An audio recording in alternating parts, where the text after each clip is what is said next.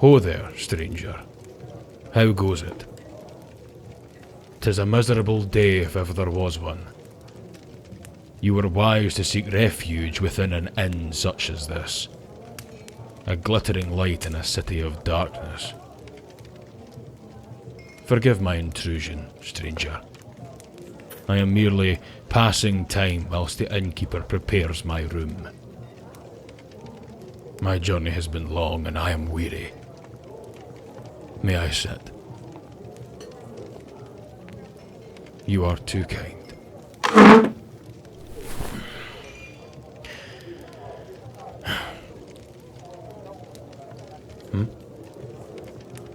What is my name? I am but a humble traveller, stranger. There is no need for you to know my name. And nor I yours. We are both but humble servants of the Lord, travelling wherever he commands and fulfilling whatever business he sees fit to bestow onto us. And as fellow children of the Lord, you may refer to me as brother. But if that fails to suffice, then you may refer to me as Brother Cain. So tell me, traveller, what business has the Lord bestowed upon you that has brought you to such a nest of vipers such as this? This town of devils, Bracken Moor.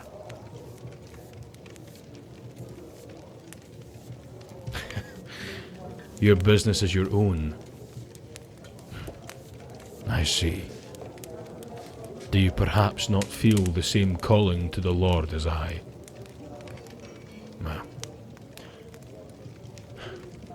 Worry not, my friend.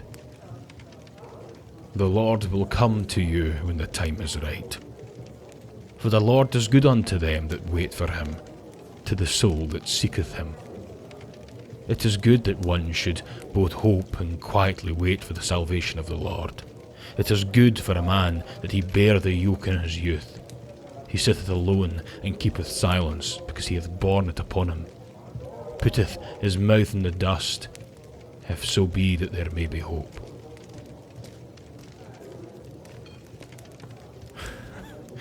But I do not mean to sermon, to preach. That is not my vocation. The Lord sent me down a different path. But that is a story for another time and other company. Tell me, traveller, is there anything good to drink here? Anything you'd recommend that dulls the nerves and calms the anxieties of this infernal city?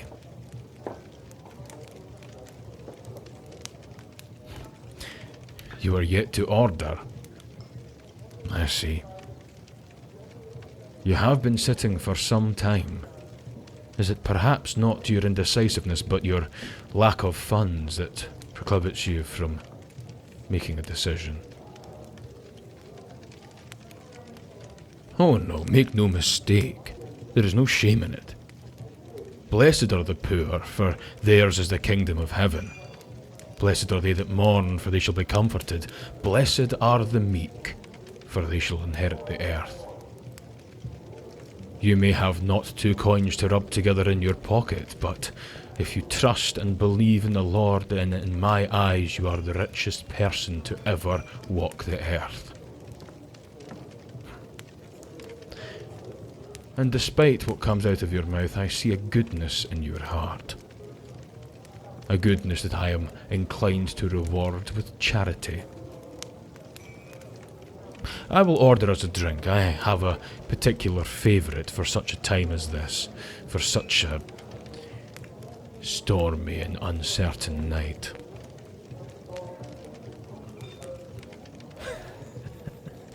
I assure you I shall not make you drink more than your fill, but if you will indulge me, you shall find that what I offer will make you feel a peace that you have been sorely missing. Now, where did I put that bottle? Ah, yes. Here we are.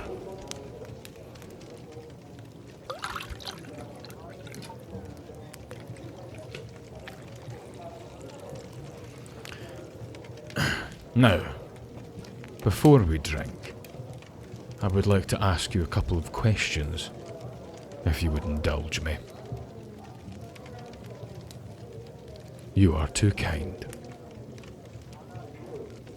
Now, I mentioned that I was here on business from the Lord, and that I, despite my prattlings, am not a preacher.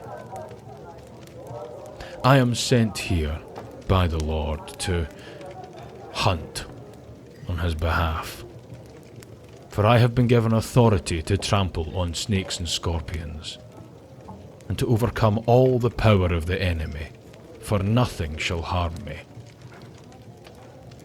And it just so happens that this city, this infernal nest of vipers known as Bracken Moor, is being haunted by a spectre. The Butcher of Brackenmore, a prolific serial killer that leaves its victims bloodless and cold in the streets. The guards have been hunting them for some time to limited success. Eyewitness accounts dictate that the assailant will scarper down a dead-end alleyway only to vanish into thin air. Such accounts baffle and bemuse and are an affront to all things natural. But that's because the assailant is unnatural. There's a reason why the attacks only happen at night. There's a reason why the victims are always drained of blood. The assailant is a vampire. A creature of darkness, of Satan. Soulless and everlasting, they feed off of humanity like a parasite, drinking people dry and harvesting their blood and life force so as to keep them going one infernal night at a time. I tell you this because I've been tracking the vampire's trail of destruction. Their pile of bodies.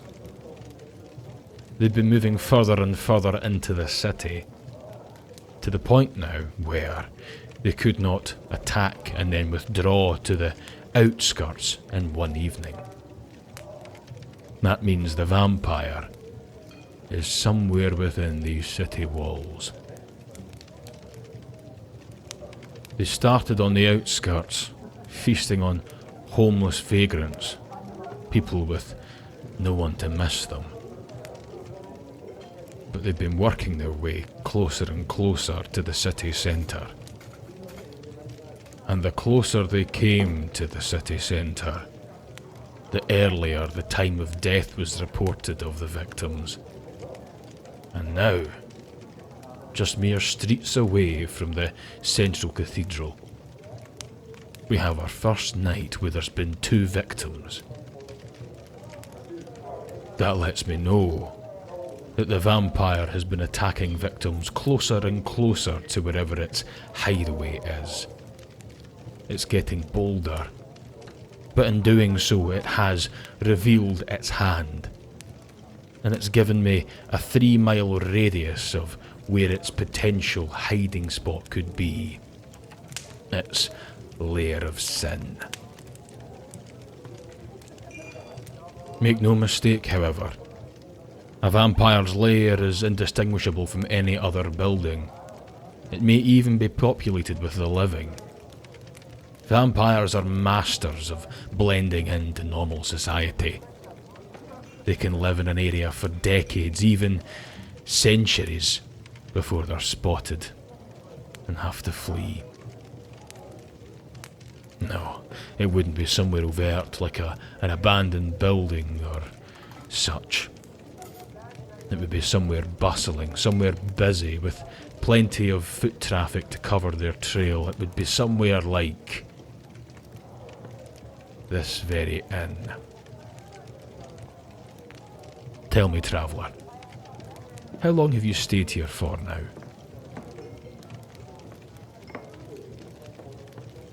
A couple of nights, I see. And have you noticed anything strange?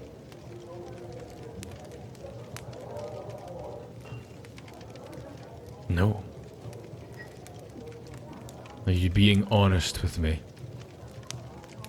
You know that to lie is an affront to God.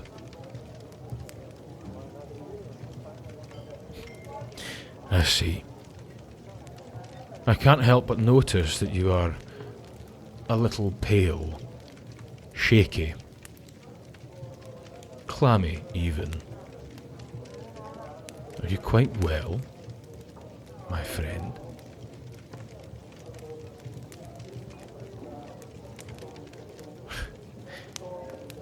You woke up like this? Yes. Yes, of course you did. I'm sure it's nothing more than food poisoning. You have to be careful when travelling to places like this. Am I right? Anyway, now that the questions are over, it's time to drink. Blessings, traveller.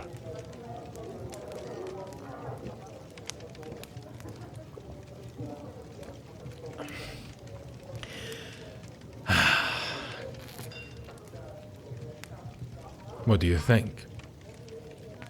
It has a delightfully floral aroma, doesn't it? I distilled it myself.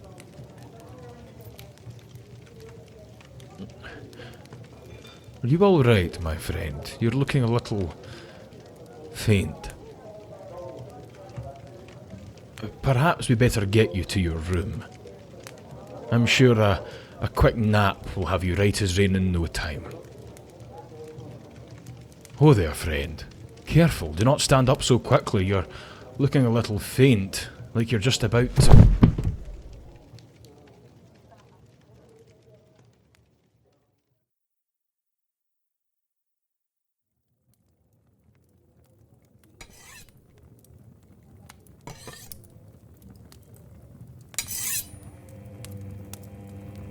Praise be to the Lord my rock, who trains my hands for war, my fingers for battle.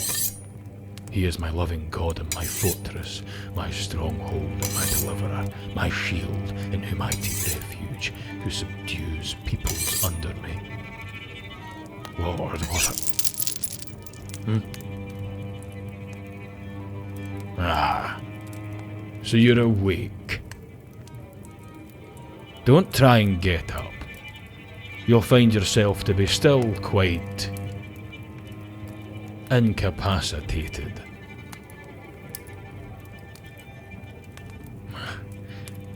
I see you notice the shackles. You'll find them to be quite unbreakable, crafted in the holy fires of the Vatican's underforge, blessed by the Lord himself. An artifact of complete purity, which is an anathema to the unholy nature of your kind, vampire.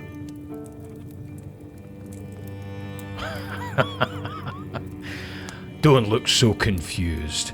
The game is over. You've lost. Did you like that little concoction? I was telling the truth when I said it was brewed by my own hands. But what you consumed was not a floral gin or delightfully sweet brandy, but a concoction of deadly nightshade. Just a drop is a guaranteed death sentence for even the strongest of humans. But for a vampire, it is merely a powerful anesthetic. A tincture that instills a dreamless sleep, but one which only a vampire can awake from.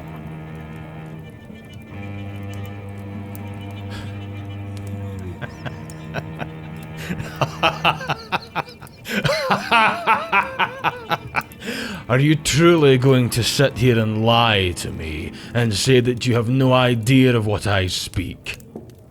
That you had no knowledge of what a vampire was, let alone that you are one? Your kind truly has no shame. And what do you hope to gain from this little display? Mercy. Where was the mercy that you showed to your countless victims as you left them bloodless and dying on the street? No. There is no mercy for you, monster. No mercy for the butcher of Brackenmoor. Are you still going to persist in this lie that you have no idea of what I'm talking about? Very well. You find yourself in a familiar room, do you not? Your own private bedchamber, prepared for you when you first came to this inn a couple of days ago, as you claim. Each victim, as well as being marked with 2 puncture wounds on the neck and being drained of blood, was also found to be missing a trinket, a personal effect. For Lord Mortimer, it was a signet family ring. For Lady Ansel, it was a jade earring. And for little Jonathan, the blacksmith's son, it was a conker on a string. Such an innocent possession, a little thing. But for that young boy, it must have been his life's possessions, his whole world. And where do I find these items but in your personal effects in this very room? Trophies of your victims, of your conquests, you vile creature.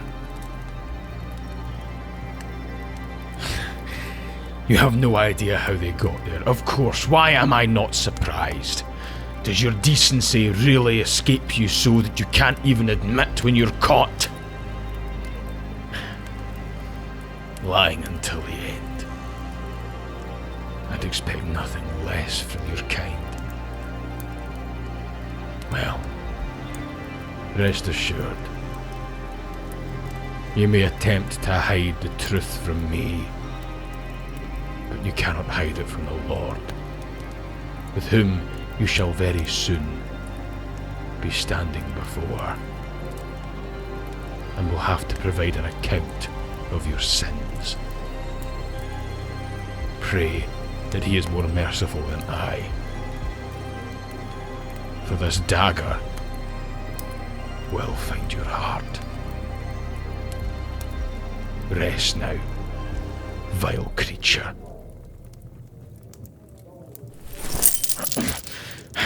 Unhand me! You dare to beg? Beg for forgiveness, for understanding? Vile, vile creature!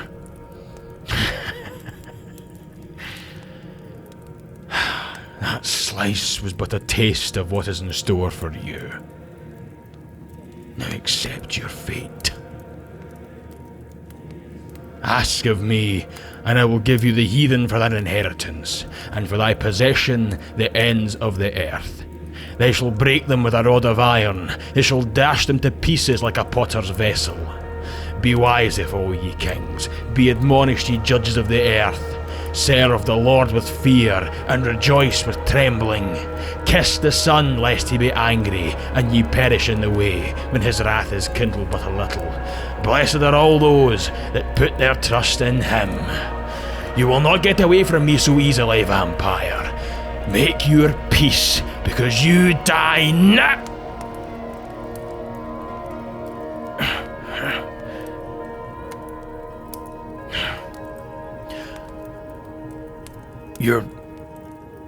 Your arm. You're bleeding.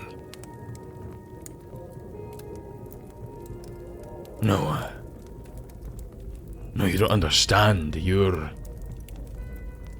wound is bleeding. A vampire can't bleed. Their blood has coagulated in their veins. You're a fledgling. You haven't fed yet. The transformation isn't complete. You are a vampire. But you aren't the butcher of Brackenmoor. You haven't taken a life.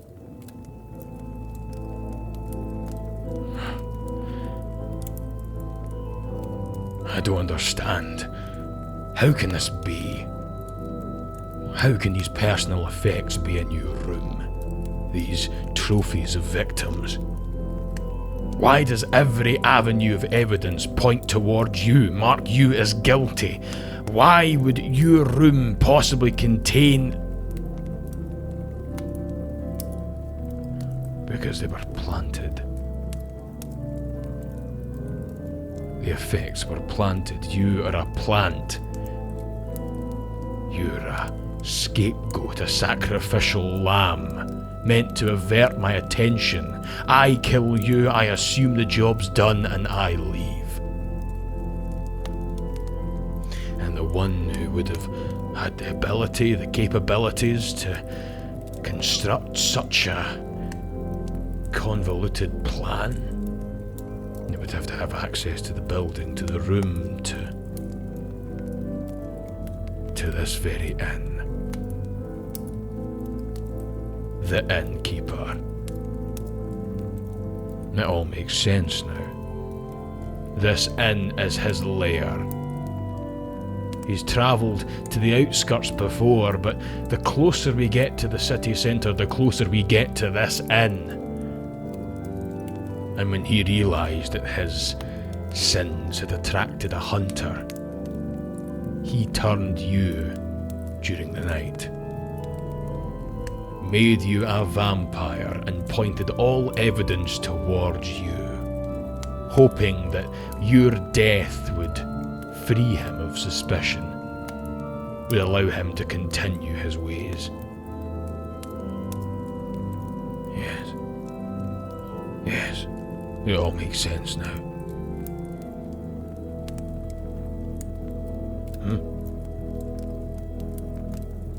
So will I let you go? I am sorry, stranger. You may not be the vampire that I'm after, but you are a vampire. Albeit a victim, but a vampire all the same. I cannot let you go, but I can't kill you either. You've committed no crime, no sin.